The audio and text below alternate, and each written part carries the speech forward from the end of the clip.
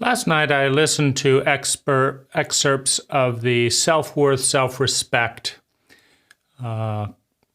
two-pack cassette, which was my first or second purchase of cassettes when I was, I think, 13. Conquering Fear, Self-Worth, Self-Respect, I believe, was the first purchase, or it may have been the second. And I'll go through a protocol of sympathy, antipathy, and perhaps arrive at some sense of synthesis. So first, the sympathy. The thing that I resonate most with is the pattern Lazaris outlines of manipulating, bullying, cajoling, trying to get self-worth and self-respect on the outside, and not knowing how or, realizing self-worth and self-respect on the inside. And, I relate to that particularly around sexual and other abuse with a therapist and, seeking an apology around that.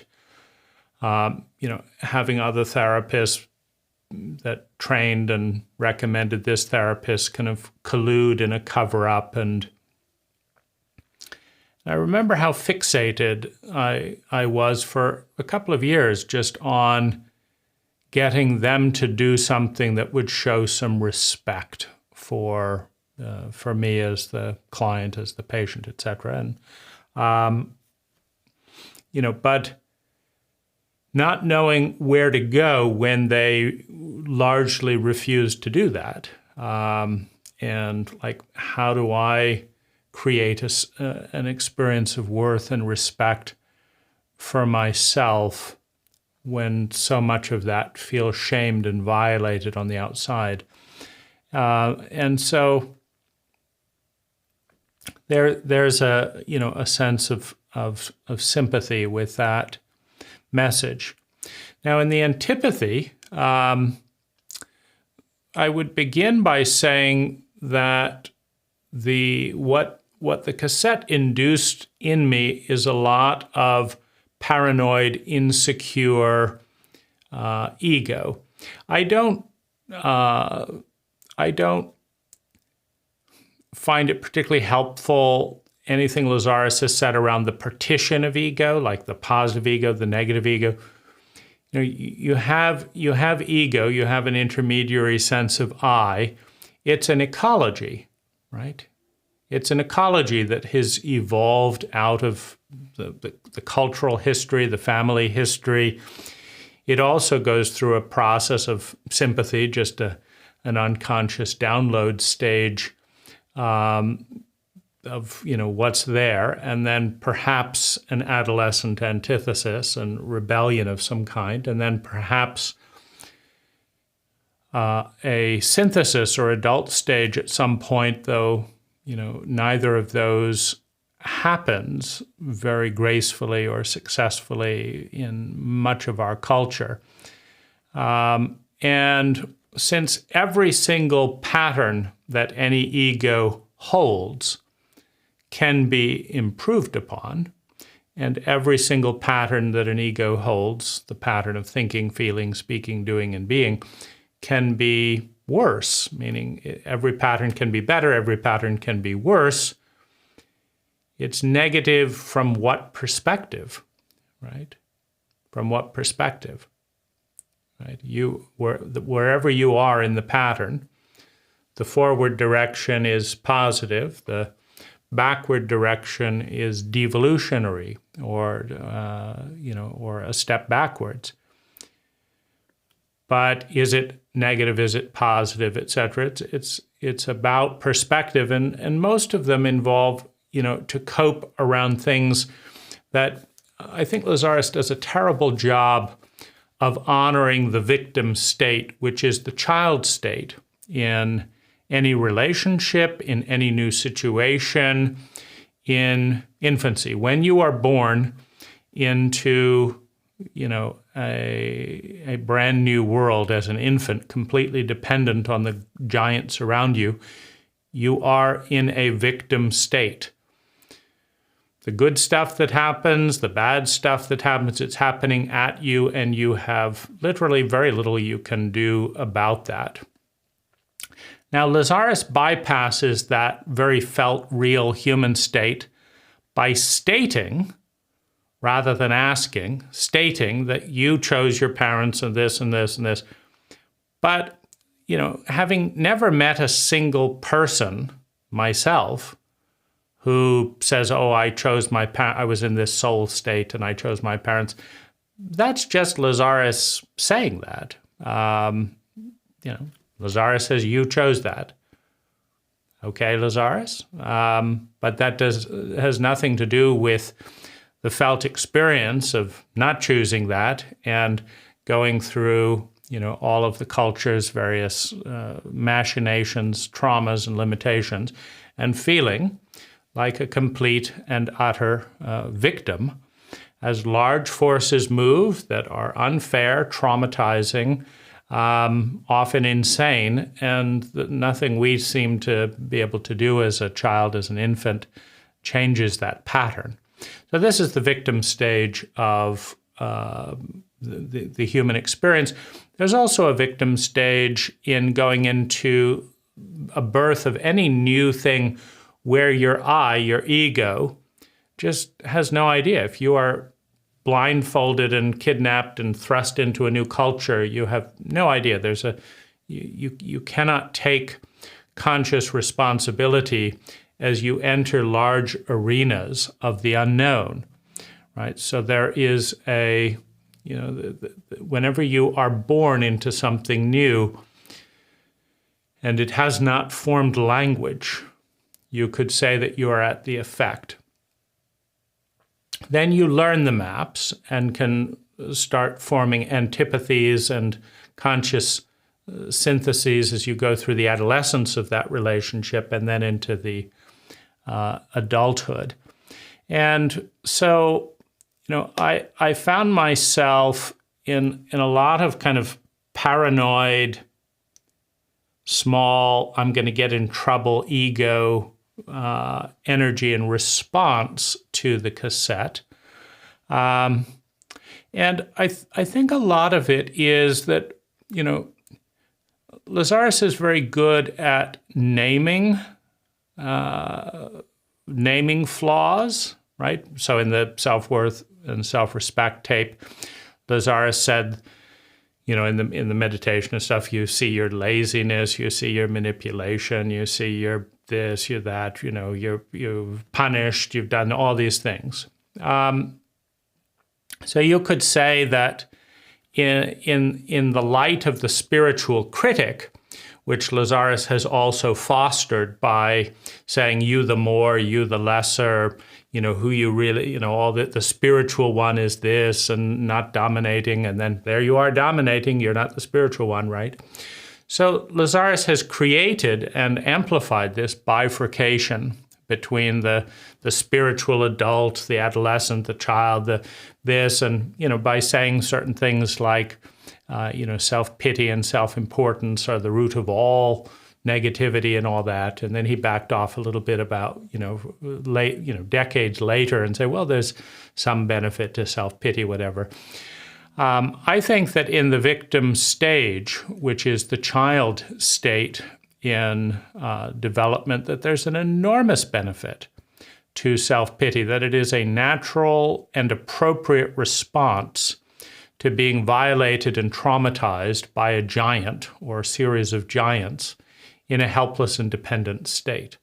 I really don't see any other byproduct being emerging out of that condition, right? If you mix blue and green and yellow and red together, you get a browny dark color, right? If you mix, in Lazaris's paradigm, you would say the loss of memory, because it's a little bit disingenuous of Lazaris to say you, well, who's you? Well, isn't you the one that you're aware of? You chose. Well, I'm not aware of choosing. Well, you did. right? That'd be a difficult spousal conversation to have, right? That would be considered relational abuse, to be told that that you didn't remember, I know, but you don't remember it. You did this for these reasons. And you will find Lazaris friends in relationships doing that to their partners. They know best. They know that, and it's a dysfunctional way of communicating. It doesn't work. It just creates confusion, and it does not create space for the very natural victim feelings that anyone feels who enters a brand new environment with good intention, with no user's manual, and proceeds to be punished for doing various things within a system that they don't fully understand. Who knew, right? And so, and there's a similar dynamic in abusive employee relationships, right? If your boss is embezzling something, but you don't know that, and you point out an accounting area and he punishes you, right? What is that? Victimhood, right? You didn't understand that you were working for an embezzler who doesn't want you to find the things that they told you to find, right? So you're in a victim-like state in the relationship. Well, after the pattern repeats, you grow to a point of adolescence where you can resent and say, fuck him, he's embezzling stuff and then wants me to cover it up. And now you're no longer a victim, you're, a resentful teenager in the relationship. And then from there you can consider, going on to, perhaps some sense of adult. I'm going to work at a different company. I'll report my boss to the owner and hopefully get a new boss or whatever. Right? But then you may be a victim again, right? Because you didn't know that the boss was sharing in the embezzlement, right? And that they were both screwing the IRS, right? So you didn't know that, right? So you report the boss to the owner, who's also in on the take, and you're a victim again, right? Because you didn't know the lay of the land, right? Well, after you get punished or fired, whatever, then you figure that out. But I think that Lazaris is basically inept when it comes to not honoring the victim state in any ego experience of birth, right? You enter a new thing, you don't know the game, you don't know the rule there, and you do the right thing or what you were asked, whatever. Everyone watches you, and you hit a dead end because nobody bothered to tell you what the game was, or that your role was to be the patsy or whatever in the dynamic. And so, that's one thing that comes to mind, listening to that.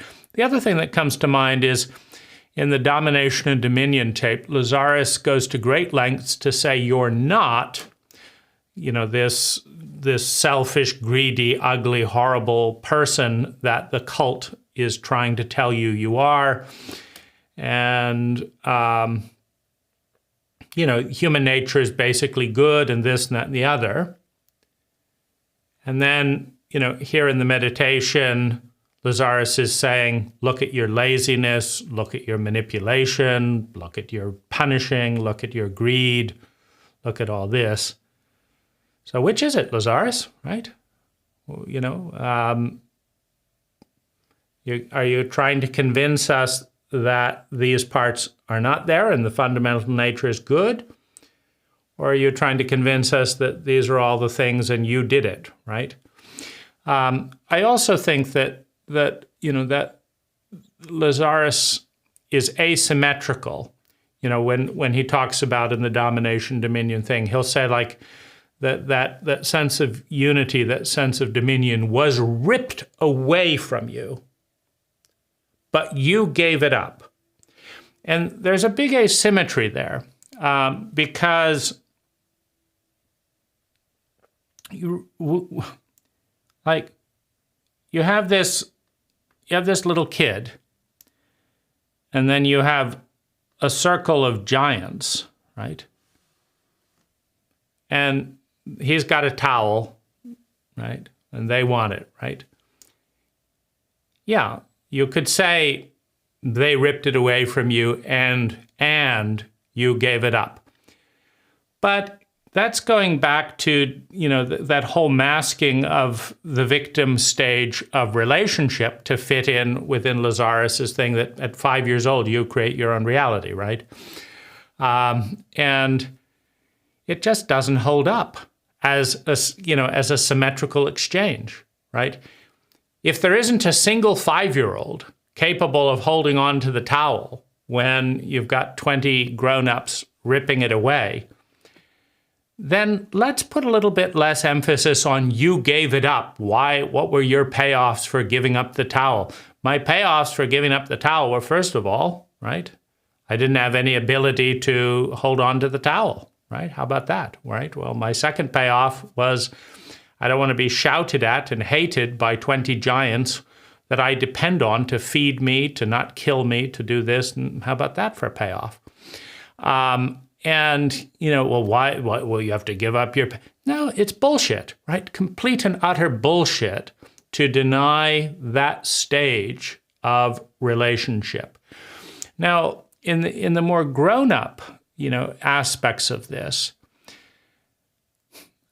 I think Lazaris has done a good job of highlighting the shame dynamics and that you need help to give up shame. You need help.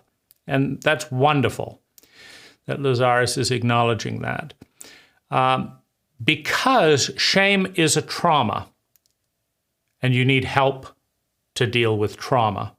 Shame is a trauma, and you need help to deal with trauma. So, right, where do you get that help in a traumatically illiterate culture? Right? In a shame-based culture. Right, surrounded by people that are desperately trying to give you their shame rather than lift it off. Where do you get that? Right, well, you can say, well, go to a therapist, right? Well, having been to 20 therapists and spent well over $150,000 going to therapists, I can assure you that the shame that I feel today is probably more because the last round of therapists, with the sexual abuse and cover-up, gave me all of their shame. And in a very open state induced by psychedelics, which were also pushed in hard as a high dose, I reenacted the childlike state, right? And just went along in a very innocent dynamic. Now, obviously, right? I chose the therapist, right? But they were a step up from Lazaris, meaning I learned more from those therapists that I chose. These were associated with the Human Awareness Institute, which became a big joke when they spent more energy trying to silence the story than to educate people about sexual abuse and trauma and their incompetencies, right? When you spend money as the Human Awareness Institute to silence a patient trying to talk about sexual abuse in your midst, it's a little bit of it should have been the Human Blindness Institute. And of course they didn't want to talk about that. Why? Because, right, shame-based people don't like talking about their inadequacies, right? So let's just pretend to be perfect and give that to the client. But Lazaris pretends to be perfect, right? So how did I learn when I saw another group of people trying to be perfect? Right? Lazaris pretends that they don't make any mistake. They never apologize. They never acknowledge the glaring reality, right? That Jack and Penny and Michael cannot live an optimal life with full exposure to Lazaris. That Lazaris could never manage to teach anyone how to live the life that he espouses in the tapes. Not one, right? Not Jack, not the employee, nothing, right? Lazaris completely and utterly failed in mentoring while talking in grandiose tones in a way that just, I mean, the bar is set so high by Lazaris, right? Going from happiness to joy and joy in this. If you just let go of your, just all work out wonderfully. The bar is set so high that when every single person doesn't meet it, except apparently Lazaris, right? Then, right, because Lazaris is off having endless orgasms on other levels. That's their, way of, existing and creating universes and all that. Well, there's a transference of shame there. Like, why do you do this, right? Lazaris says, why do you do that, right? It's crazy. Stop doing it. And I think what Lazaris has done a disservice to is acknowledging the terror of the unknown that is induced by unresolved trauma in a traumatically illiterate culture that highly traumatizes its children, right? The statistics are very clear. Whether they're in or out of Lazaris, it has nothing to do with it, right? You can find plenty of healthier people than Lazaris friends who have never heard of Lazaris, and you can find plenty of profoundly unhealthy people who have never heard of Lazaris, and vice versa. I mean, it's almost a wash if you look at any aspect of life, except for the fact that very poor people who don't speak English, much of the world's population, have no exposure to Lazaris because they can't afford it, right? So they don't speak English and they can't afford it, right? And so you rule out that whole demographic, and as Jach was somewhat proud of saying, much of our clientele are lawyers and doctors and high middle class people. Well, they didn't get that way because of Lazaris, right? They became successful in their life so they could afford to go to Lazaris events. And anyone who doesn't reach that level of success where they could afford a $600 workshop or whatever just doesn't get to do that, right? So it's a very self-selecting thing. Like if you charged $1 million for a friendship, then you could say, well, all my friends are millionaires. They're all very successful. But it's nothing to do with you. You just wouldn't be friends with poor people, right? So they're all rich, right? There's not a big corollary element there. And so I've been reflecting, like I woke up after I'd listened to that, before going to bed. I woke up in somewhat of a paranoid, anxious state around that, where my kind of young, shame-based ego is, I'm doing it all wrong, this and that and the other. And that's when I thought, okay, it's best to go into some antipathy here. And that started to loosen things up, right? Because when you have the perfect authority figure, highlighting all of your faults, and then you have you and your imperfect life, it tends to induce that childlike state, which I also think Lazaris does a terrible job of honoring the fact that anytime you have undiagnosed, untreated trauma at a young age, you regress to young ages at points when issues repeat themselves that trigger the trauma, number one. And two, you need help to deal with it. And three, it's very difficult to get that help in our culture. I've been unsuccessful at getting that help in the culture. But one of the best people, Bessel van der Kolk, who's done more work than, 99% of the population to study and explore and innovate around trauma, he's also just said, there's plenty of cases we just don't know what we're doing. And there's other cases where new technologies like EMDR have worked, and I've dismissed them initially, but then I've seen, people get better from them. And so, you just have to try different, desensitization, EMDR, theater therapy, as in kind of the Greek tragedies, family constellation work can work. Though I did one of those in which I ended up carrying a lot of the shame and projection of the group in the family constellation. And it wasn't until I disconnected from the facilitator, that a huge weight lifted off. And so it's, right, you look at what's considered the best practice out there, you give it a shot. Does it work for you? Does it not? So these are some of the antipathies, right? That it's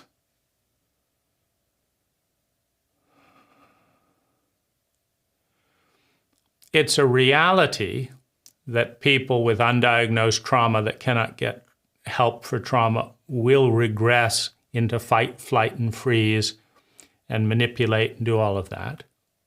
And it is a reality that that pattern will repeat itself and also become intergenerational until the culture reaches a competency level where there are people that are able and willing to interrupt that pattern. Lazaris is not that competent on any reliable basis to do that, right? Or he could have lifted penny shame, right? Why is Penny shaming a teenager in front of Barbara Brannon, who's now dead, because she couldn't resolve her issues with concept synergy, who gave her a lot of shame, right? So Barbara Brannon's now dead, in part after protesting and stuff, and this reverberations and all the shame that came up around both the protest and the incompetency of Jach and Lazaris' response. Failing to acknowledge, failing to speak, failing to lift off some of the shame in an authoritative role is incompetent, meaning it doesn't work as well as apologizing, acknowledging, being human, acknowledging the mistake, and taking that off the people you dump it on, right? When you abuse someone as an employee for decades, then you fire them after a traumatic event, as in Barbara's case, then you shame them and blame them for that, right? And you've paid them poorly, so they do not have a good safety net to reestablish themselves, right? And you block the efforts to respond, and you pretend and go on as if you're this wonderful company and all this. The whole thing is a transference from superhuman to subhuman, right?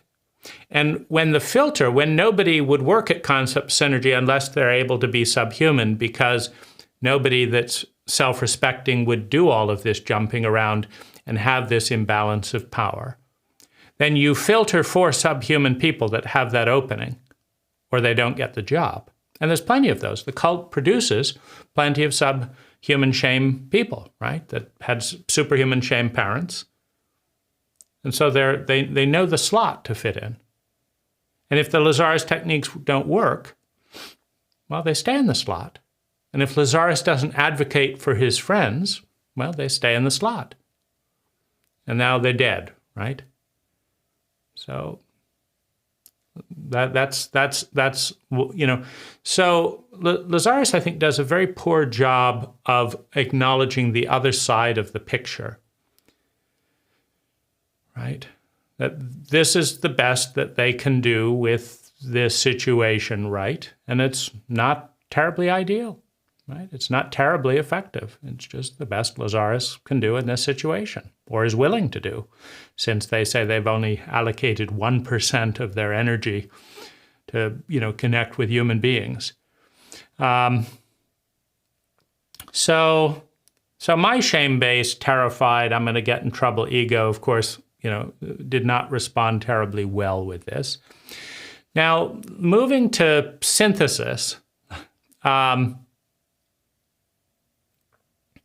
think it's healthy. I think it's healthy for the shame-based child to have a critical adolescent, which is what is dealt with in Antipathy, to say, hey, back off here, right? Cut the bullshit, and you know everything.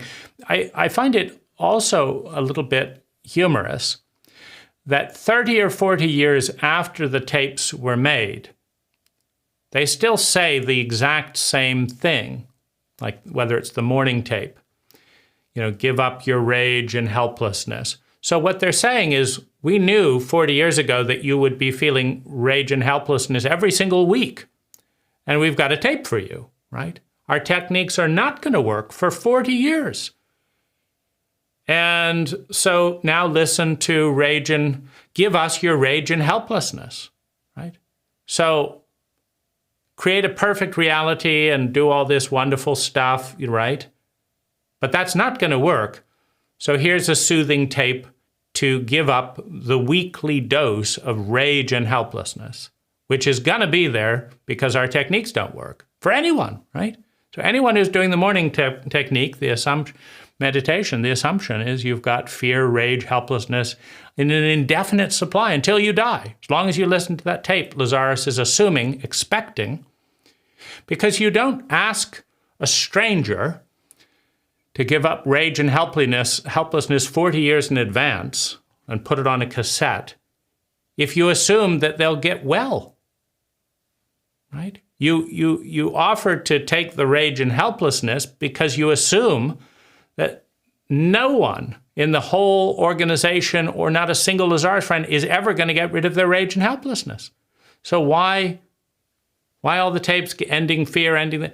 Well, where is that? Because if you really ended the pain and all your helplessness would be disappeared, right? So there's a lot of mixed messages, right? You're basically good people, but you're manipulative, punishing this and that, the other, right? All you have to do is this, and you'll be free of pain, this, that, free of shame. It works. It all works. And then here's your morning meditation for the next indefinite period of time where we know that you're going to be filled with pain and grief and helplessness and all this, and so give it to us. So the criticism there, I think, is mostly in excessive expectation and schizophrenic messages without dialogue, right?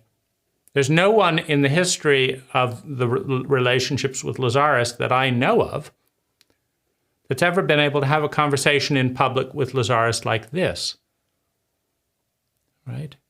So why not, right? Lazaris says they don't have any time and all that. Also, just on a minor critical note, in this, the meditation, Lazaris says that you're all crowded today because a lot of you decided to come at the last minute.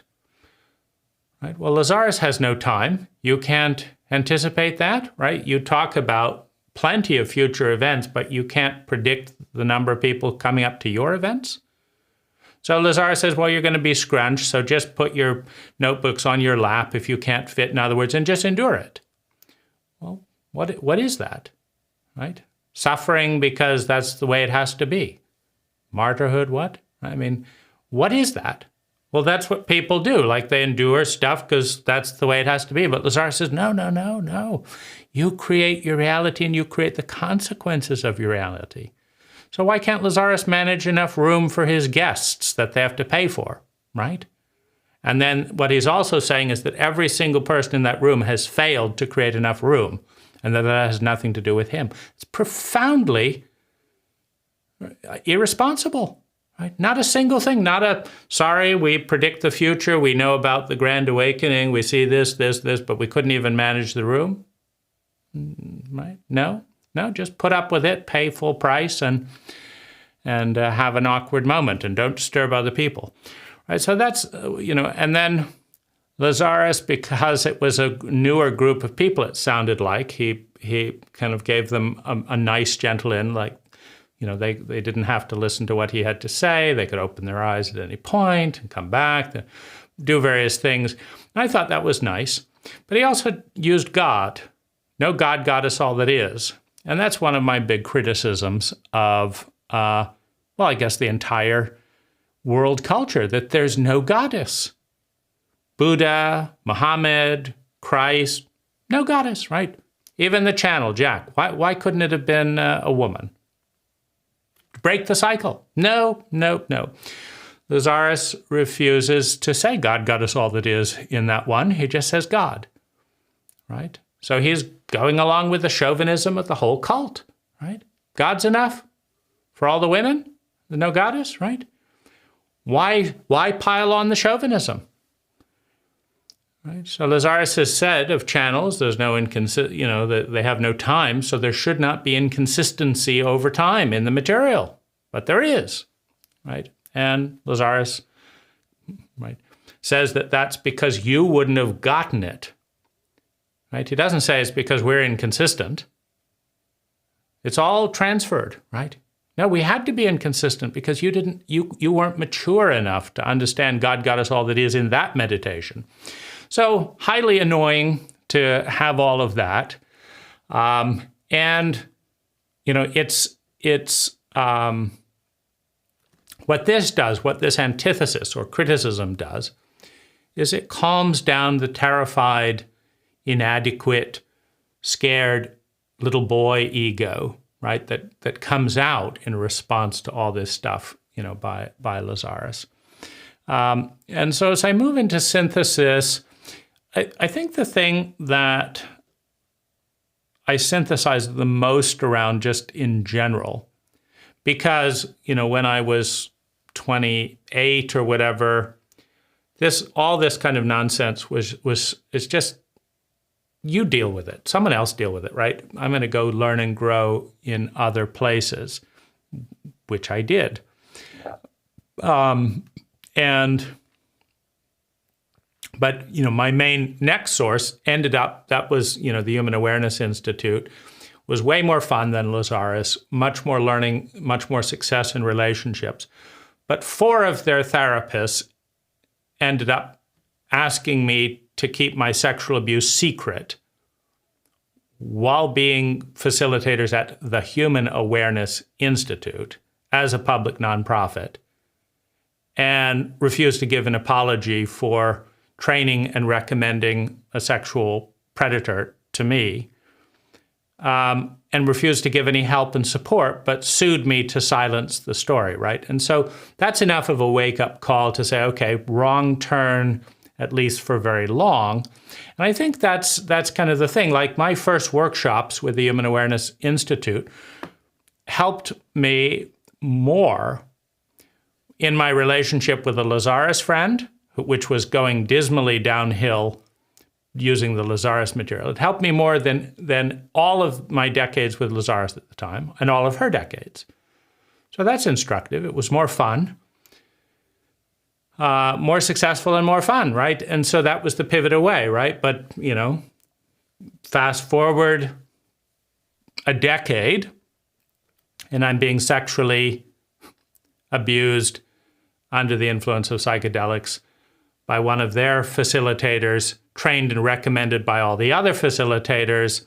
3 of them, I'd done therapeutic work with 3 of them, and they all freaked out and basically dumped the shame on their patient and pretended that everything was fine, right? So obviously at some point that's not an ongoing path, right? So then there's fine, what do I do now, right? And that question and the pain and the trauma of that, and watching the faces of my childhood abuse just reenact in the same layered process as had happened as a young child, that really helped me understand what it was like to be 3, 4, 5, 6 years old with sociopathic parents who were trying to be, good hippie Lazaris friends, right? But they had PTSD, and you can't be a healthy parent with PTSD.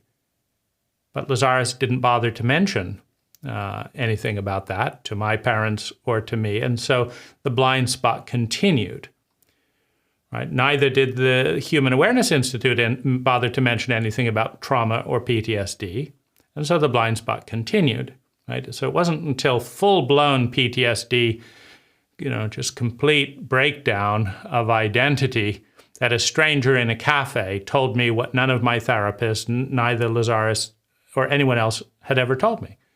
There's the thing called PTSD, and you don't have to go to a war to get it. You don't have to do this.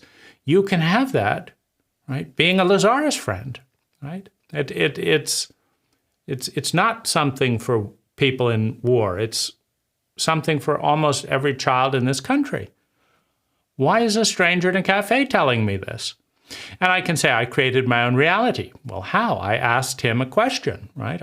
I sat down with a stranger in a cafe. I said, what's the most rich and meaningful thing going on in your life these days? That was my opening line, right? Then he said, studying trauma. I said, what's that? Right? So, yes, you could say I created it, but did I know I was going to create my insight that none of my therapists had bothered to mention for decades, that Lazaris had left out, that neither my parents never saw fit to mention it, you know? So, right, it's asking the ego to be responsible for all of these mysteries.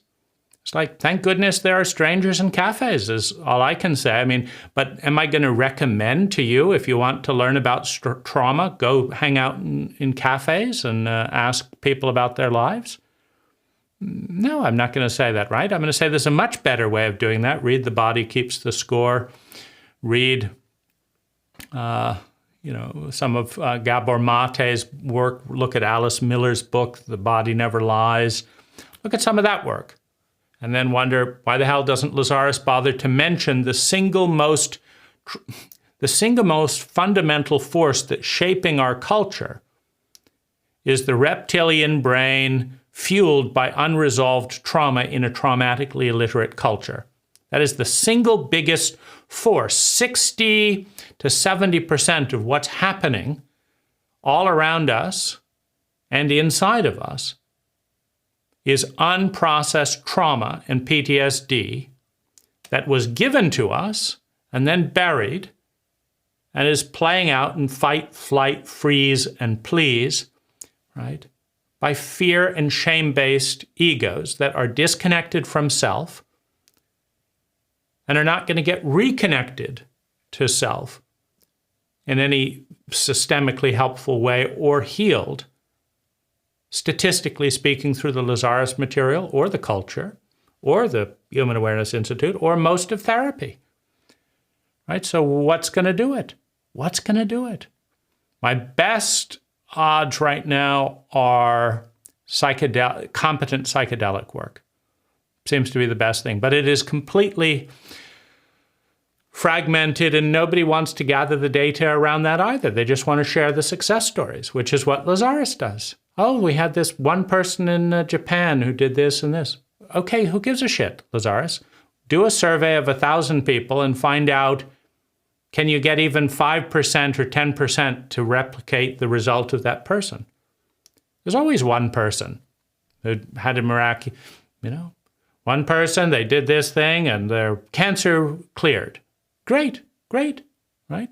But you told this other person their cancer would clear and they died shortly afterwards from cancer, right? So that's 50-50, right?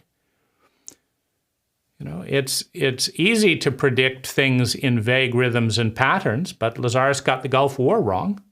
Weeks in advance. Looks like it's going to change and be a new pattern. But no, it wasn't. Right? Looks like we've got plenty of room in our workshop. Up. No, we don't. All of you scrunch in. So, right, these are things that are worth looking at, I think. So where I come to in this, is, it used to scare me to death to just acknowledge just how fucked up all of this is. Because I don't know what I'm doing, right? I don't know what I'm doing. Most of the time, I don't know what I'm doing, right? I'm looking at various bits of data. I'm trying to learn from people that have more success than failure in the areas that matter, which are, psychological well-being. I'm noticing what's happening. I'm taking steps on a daily basis. I'm seeing generally positive trends. But, right, a lot of it is guessing, right? And then it works out, thank goodness. So where I come to in terms of synthesis around this is,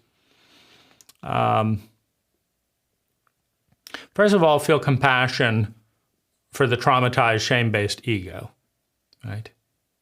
Secondly, take all the bullshit shame away that Lazaris wants to put on that ego, saying, you chose this. Well, go fuck yourself. Go fuck yourself, right? If not a single person remembers doing that, then apparently we chose to forget it. So what are you doing reminding us, right? If we chose it, and we're that in control of everything, fine. That's your story, fine. But then we chose to forget it. Right? And I guess you're saying, well, we chose to listen to you telling us that we chose it, right? Well, I guess you can follow that through, But it is not helpful to a terrified, overwhelmed ego that's not getting the love that it needs to be told you chose this and you.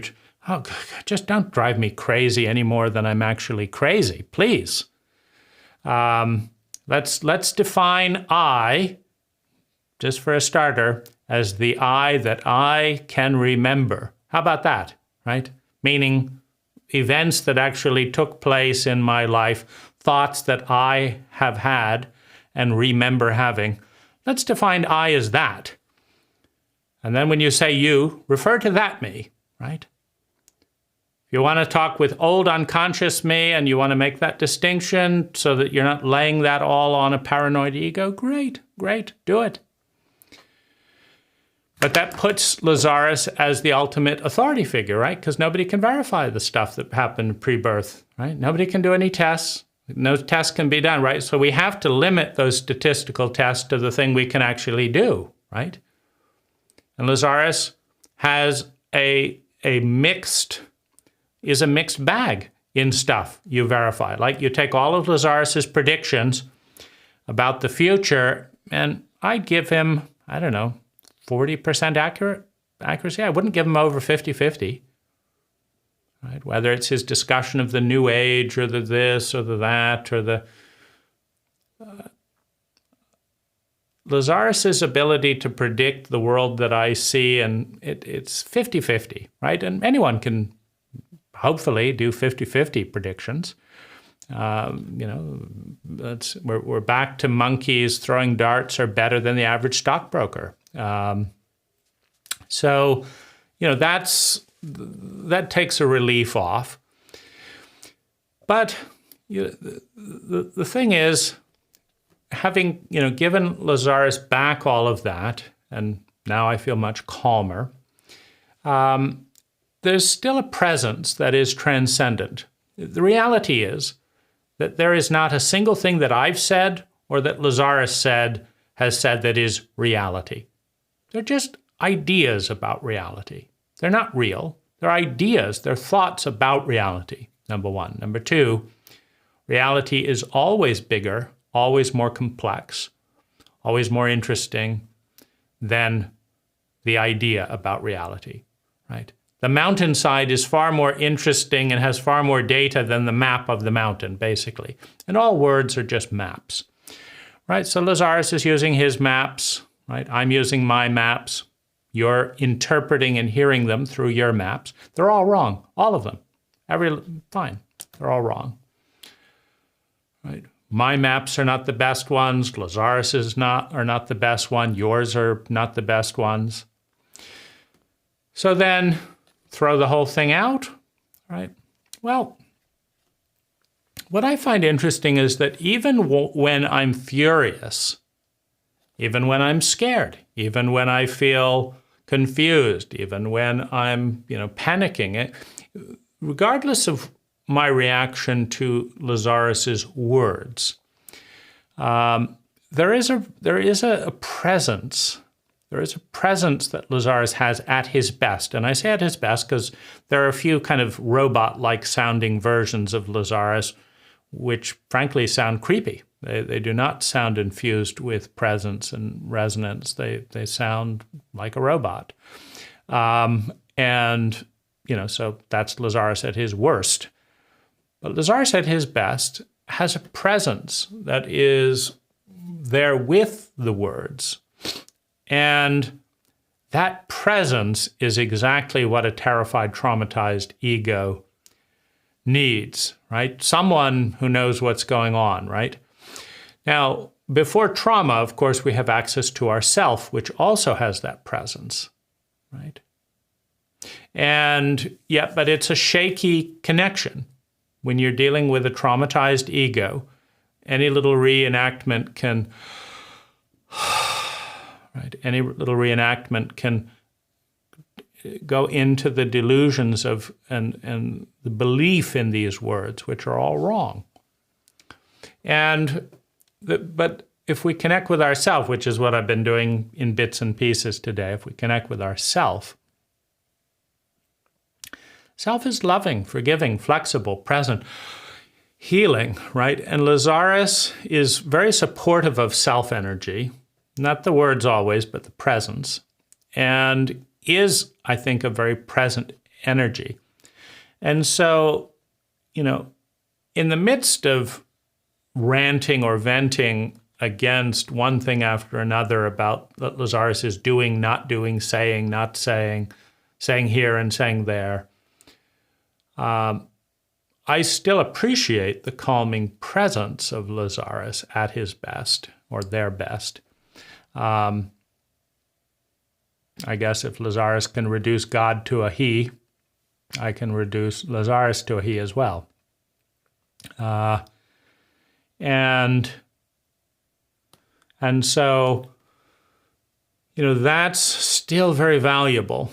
And so, and I think Lazaris is also at his best in the crisis tape meditation in terms of tone, warmth, focusing on love, healing. Lazaris is very, very good in that meditation. And so I listen to more meditations at the moment than this, because then I have to deal with all the backlash, right? What do you mean? That doesn't make any sense. This is nuts. But there's not much backlash to meditations. There happened to be some backlash to the self-worth, self-respect meditation, because Lazaris is spending, 10, 15 minutes talking about, basically owning all of your shitty dark shadow at the beginning of the meditation. And I woke up paranoid, after that. But the presence is very, very medicinal. And it's one of the things that I'm working with in my life at this time, because it's not like my ego, meaning my pattern of thinking, feeling, speaking, doing, and being, is all that great. I ground to fear. Now, this is something I also took some issue with, because Lazaris talks about dancing with ego, either being afraid of it or indulging it or whatever, but dancing with it, right? That's not the language that I find useful. Like Lazaris is painting this picture like, just give it up, right? Well, it'd be nice if Lazaris could show a few people in the entire world who have done that consistently, right? And I've never met them. And at least pull it off with Jack, Penny, and Michael. At least, is that really too much to ask, Lazaris, if you want everyone to take a lot of this stuff on faith, because it's very little evidence to support it. But is not able to do that, and but there's this. I ground to fear. The way I experience it is, I get overwhelmed, I get disoriented, I get overstimulated, and I don't know who I am. And so what I do is I ground back to early childhood trauma, where I really have a strong sense of who I am, absolutely terrified. And then I say, oh, now I know who I am, right? So I ground back to fear. And then it's stabilizing my identity by holding on to a traumatic event. That's basically what PTSD is. And I can relax because I'm no longer confronted with the unknown and uncertainty of who am I and what am I, which I find very, very difficult to deal with, right? And so the fear, however miserable it is a familiar family pattern of strong identity that was thrust into my body with physical violence. And so I lose myself. And then I find myself in the fear, and then I build up from that. But when I think of just really letting go of all that fear, it puts me into a terrified unknown, and uncertain, and it's very difficult to function, right? So Lazaris can say dancing with ego and whatever, but that's the mechanics that I'm dealing with. And if Lazaris has nothing better, meaning no better way of dealing with that, he won't even do a tape on PTSD, well, then that's Lazaris's rather unhelpful pontification, right? In an area of relative ignorance, because he's not dealing with the traumatized state, right? He's minimizing the whole victim stage, right? Which lasts until you resolve trauma and PTSD. That's when it really ends. In a culture that doesn't really know how to end that, including Lazaris, right? So the presence is what I'll focus on, and the positive meditations. And these things, I must say, it is stabilizing as an identity to be critical. It's a very easy, the cult that we're in loves and respects ideas and criticism. So I know exactly where I am after saying all this. Is it the truth? Undoubtedly not. Does it have some kernels of useful information? At least for me. But a lot of this, the main thing that I'm navigating is overwhelm, unknown, instability, and certainty, and getting a sense of where I am, right? And of course, the past, having had a strong pattern that we can look back on, is far more stable than something like half the time I try something new, it doesn't work out. In fact, I'll change that. 90% of the time I get a great idea I'm very inspired with. I try to engage with other people around it, and they reject it, first of all, because it's new, right? Second of all, because I'm new, right? And thirdly, it would take some energy and effort, and it's just rejected, right? So 90% of the time when I do great new ideas that I think would be fabulous for the world, me, whatever, 90% of the time they fail. 90% of the time when I do the same things that have proved effective repeatedly, they work 90% of the time, right? So, so maybe it's not such a great idea, a great thing that the past has ended, right? If the liquid future is 90% failure, statistically speaking, right? So that's where it is today, and we'll leave it there.